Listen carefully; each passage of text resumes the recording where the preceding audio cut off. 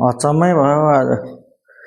राष्ट्रिय परिचय र नागरिकता सँगै राखेको थियो, सँगै अस्ति लक्ष्मीलाई दिए जस्तो लाग्छ नागरिकता छैन। अब काममा हिँड्नुपर्ने, हेर न अब मरिएन। अब त्यो राष्ट्रिय परिचय भरपत्रमा पनि काम गर्न दिँदैन र नागरिकता नभए पनि काम गर्न पाइँदैन।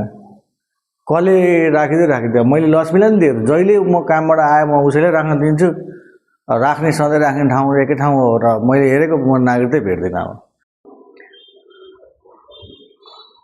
लक्ष्मी, ओइ लक्ष्मी, लक्ष्मी यहाँ तल आऊ न हौ, मेरो त नागरिकता कहाँ पर हौ। हजुर किन बोलाउनु भएको? आउँदैछु म।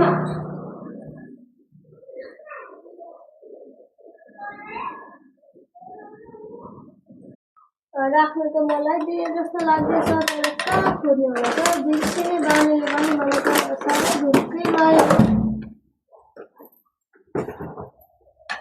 कहाँ खोज्ने त? के खोज्ने? खोज्ने त हौ।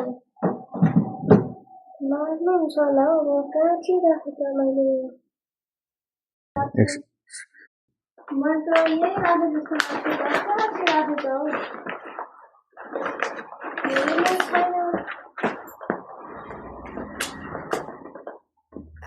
छैन यहाँ त, कहाँ चाहिँ खोज्ने? मैले त भेटिनँ हौ, कहीँ खोज्दा संसार खोजिसकेँ, भेटिनँ। के गर्ने होला? कहिलेकाहीँ त हजुरले गोजीमा राखेर पनि बिर्सिनुहुन्छ। एकचोटि हेर्ने पो हो कि गोजीतिर?